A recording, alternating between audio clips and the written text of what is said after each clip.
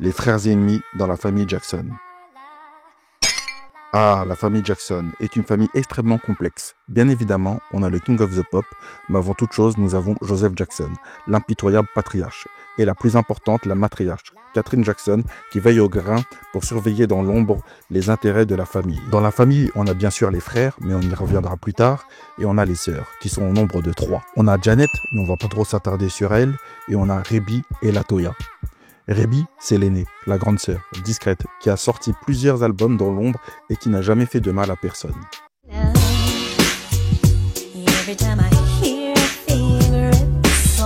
Latoya, c'est autre chose, voire tout le contraire. Elle a même écrit un livre accusant et dénigrant Michael Jackson.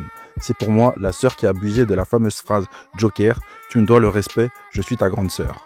Tu sais, cette fameuse phrase pour rendre coupable le petit frère. Tu me crois pas, c'est sûr? Bah, j'ai des exemples. Qui joue la petite amie de Michael Jackson dans le clip Say Say Say avec Paul McCartney?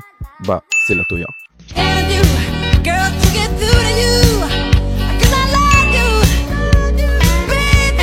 Qui a demandé à Michael Jackson de lui écrire des textes? Bah, c'est encore Latoya.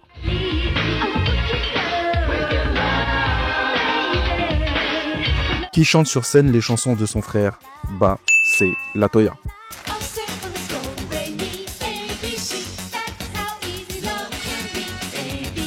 Et pour bien attirer l'attention sur elle, pendant que la carrière de son frère montait en flèche, elle a posé dans quoi? Roulement de tambour, le magazine Playboy.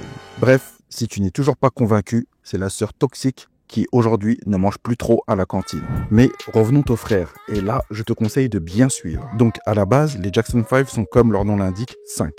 Mais de plus en plus, le dernier des frères, Randy, va faire des apparitions et des remplacements.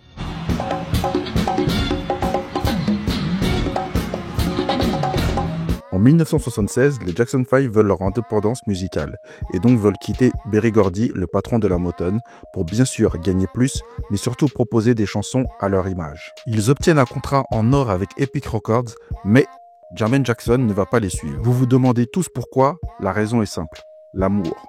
Car Jermaine est marié avec Hazel Gordy, la fille de Berry, et Jermaine va donc choisir son beau-père au lieu de sa famille de sang. Cette première décision va mettre un grand froid dans la famille. Mais si c'était que ça, car Jermaine, dit Judas, va faire bien pire. Il va briser le bro-code. Le bro-code est un code d'honneur entre garçons qui implique de respecter certaines règles, telles que tu dois mentir pour un pote, tu ne poses pas de questions s'il t'appelle à 2 h du matin pour de l'aide, et surtout tu ne trahiras pas ton sang pour de l'argent, du pouvoir ou une femme. Mais revenons.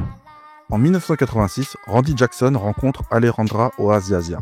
Il en devient fou amoureux, et avec elle, il aura 2 enfants. Et c'est là que Judas va intervenir. Car Jermaine Jackson, qui commence à avoir un succès avec son hit When the Rain Begins to Fall,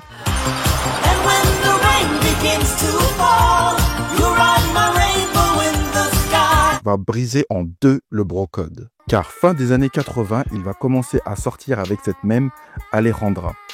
Et il va même finir par l'épouser et avec elle, il aura 3 enfants. En d'autres termes, il a épousé son ex-belle-sœur. En d'autres termes, il a fait un coup de tut. En d'autres termes, il a emmêlé les branches de l'arbre généalogique, en rendant ses neveux demi-frères et demi-sœurs.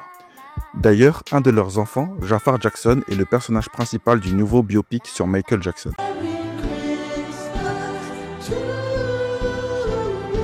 Randy et Jermaine ne vont plus s'adresser la parole pendant très longtemps. Mais comme bien mal acquis profite jamais, Jermaine va divorcer de Alejandra.